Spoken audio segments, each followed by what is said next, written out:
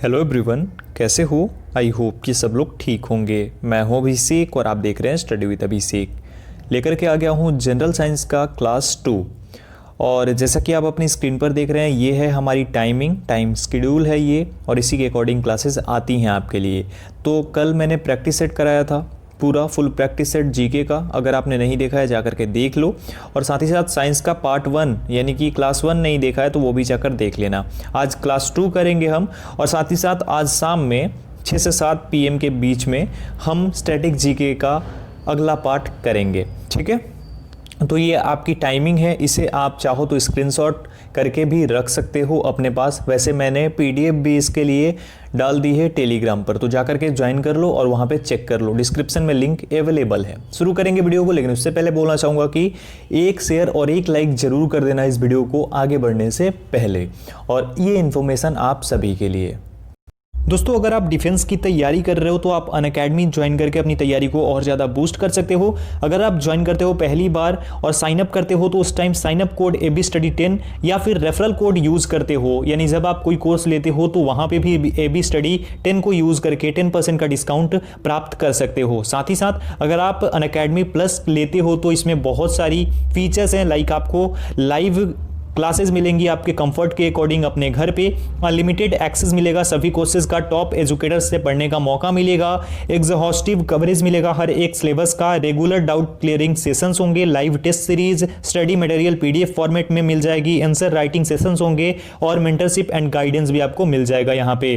साथ ही साथ यहाँ पे अशोका बैच जो कि NDA स्पेशल बैच कोर्स है 2021 के लिए, जो कि 90 डेज का कोर्स है, 16 दिसंबर से शुरू हो चुका है और 16 मार्च तक इसके लिए तैयारी करवाई जाएगी। साथ ही साथ अचीवर्स बैच भी स्टार्ट होने वाला है NDA के लिए, जो कि कंप्लीट बैच कोर्स है 2021 के लिए। इसमें टीचर्स आपकी स्क्रीन पर है, 90 डेज का कोर्स है, और ये 23 दिसंबर से लेकर के 23 मार्च 2021 तक चलने वाला है। तो आप जाकर इसे ज्वाइन कर सकते हो और अपनी तैयारी को बूस्ट कर सकेंगे। तो ऐसे आपको ऑप्शन मिलेगा गेट सब्सक्रिप्शन का, इस पर क्लिक करना, यहाँ पे आना और कोई भी एक प्लान सिलेक्ट करना जो भी आपको अच्छा लगे। वैसे तो 12 मंथ वाला बहुत अच्छा है, और इसको अगर आप सिलेक्ट करते हो तो यहाँ पे एक रेफरल कोड जो कि ABStudy10 है उसे यूज करना, और उसके बाद आपको 10% का डिस्काउंट मिलेगा, और यहाँ पे कोर्सेज इस तरीके से अवेलेबल हो जाएंगे। उसके बाद प्रोसीड टू पे कर देना और आपको फाइनली प्लस मिल जाएगी। और अगर आप लाइव क्विज लगाना चाहते हैं तो वो भी लगा सकते हो। इसका ऐप डाउनलोड करने के लिए अगर आप एंड्रॉयड फ़ोन यूज़ करते हो तो गूगल प्ले, और अगर आपके पास आईफोन है तो ऐप स्टोर पे जाकर डाउनलोड कर सकते हो। डिस्क्रिप्शन में लिंक मौजूद है। तो अभी शुरू करेंगे क्लास 2 को, जिसमें कि हम 16 नंबर से शुरू करेंगे, क्योंकि 15 नंबर क्वेश्चन तक हमने पार्ट 1 में क्लास 1 में कंप्लीट कर लिया था। जस्ट इन केस आपने उस वीडियो को नहीं देखा है तो इसे देखने के बाद जरूर जाकर के देख लेना, बहुत इंपॉर्टेंट क्वेश्चन उसमें भी ऐड किया है मैंने। साथ ही साथ जब ये टोटल क्वेश्चंस आप कर लेना तो आप जरूर कमेंट सेक्शन में कमेंट करके बताना कि आपका स्कोर कितना था। ठीक है, चलिए क्वेश्चन है, सूती और ऊनी रेशों में अंतर कैसे ज्ञात किया जा सकता है? How can the difference between cotton and woollen fibres be determined? छूकर, जलाकर, NaOH से क्रिया कराकर और HSO से क्रिया कराकर। इसके लिए करेक्ट आंसर हो जाएगा ऑप्शन नंबर B, यानी कि बाई बर्निंग। जलाकर सूती और ऊनी रेशों में अंतर ज्ञात किया जा सकता है। ठीक है, अगर आपको डिफरेंशिएट करना है सूती और ऊनी में तो आप क्या करेंगे, जला देंगे तो आपको उसका जो डिफरेंस है वो पता चल जाएगा। आगे बढ़ते हैं, क्वेश्चन नंबर 17। बर्फ पर दाब बढ़ाने से उसका गलनांक पर क्या प्रभाव पड़ेगा? How will increasing the pressure on ice effect it's melting point? घट जाएगा, बढ़ जाएगा, अपरिवर्तित रहेगा और शून्य हो जाएगा। इसके लिए सही जवाब हो जाएगा ऑप्शन नंबर A, यानी कि घट जाएगा। जब हम बर्फ पर दाब बढ़ाएंगे तो उसका जो गलनांक है, यानी उसका जो मेल्टिंग पॉइंट है, वो क्या होगा, वो डिक्रीज हो जाएगा, कम हो जाएगा। क्यों कम होगा? ये इसके लिए वजह ये है क्योंकि जब दाब बढ़ाया जाता है तो उष्मा का मान जो है वो कम हो जाता है, यानी दाब बढ़ाने पर उष्मा का मान कम हो जाता है। इसीलिए बर्फ पर दाब बढ़ाने से उसका जो गलनांक होगा वो कम हो जाएगा। ठीक है, आइस पे अगर इफेक्ट हम डालते हैं तो प्रेशर डालते हैं तो इसका इफेक्ट जो है ये पड़ेगा कि इसका जो मेल्टिंग पॉइंट है वो डिक्रीज हो जाएगा। ठीक है, याद रखना। आगे बढ़ते हैं क्वेश्चन नंबर 18 की तरफ। क्वेश्चन नंबर 18 है, गर्मियों में सफ़ेद कपड़े क्यों पहने जाते हैं?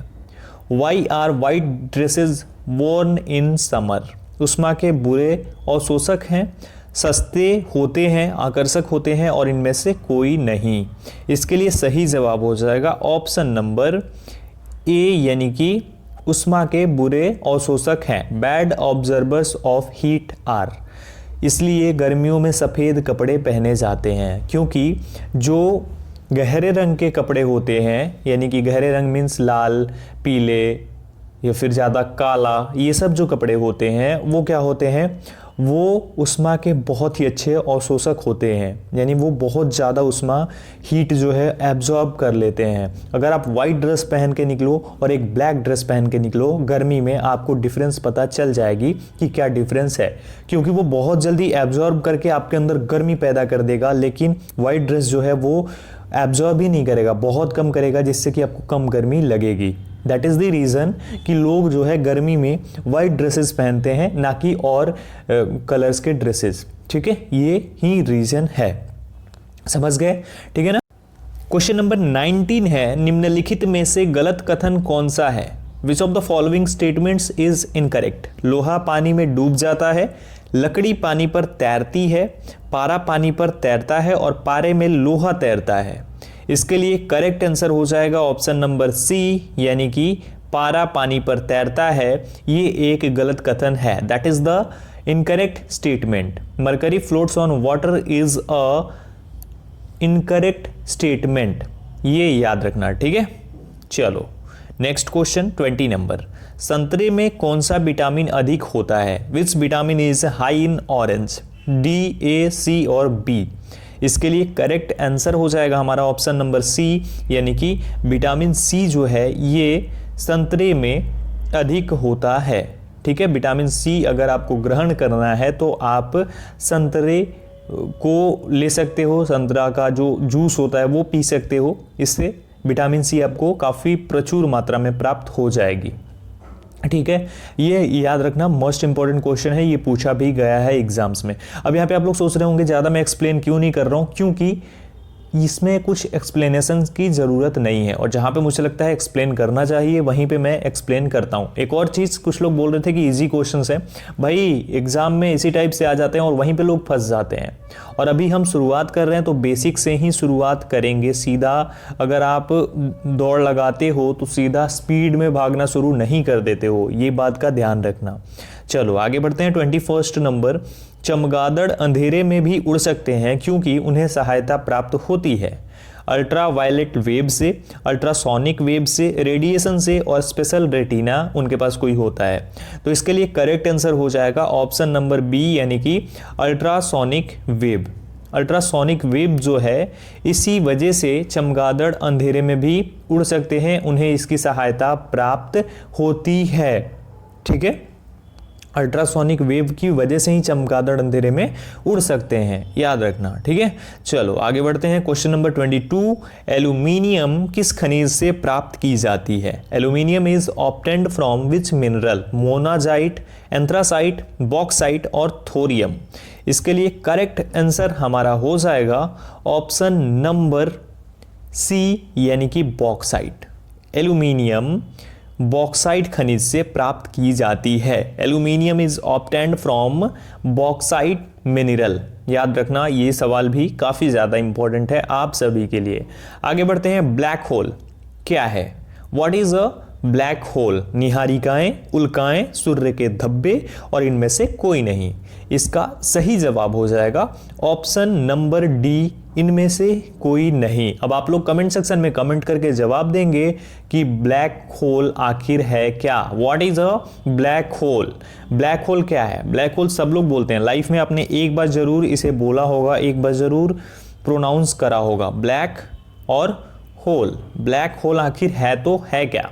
आप कमेंट सेक्शन में कमेंट करके बताएंगे, मैं चेक करूंगा कि कौन कौन लोग कमेंट कर रहे हैं। ठीक है, चलिए आगे बढ़ते हैं। 24 नंबर, जल में स्थायी कठोरता का कारण क्या है? What is the cause of permanent hardness in water?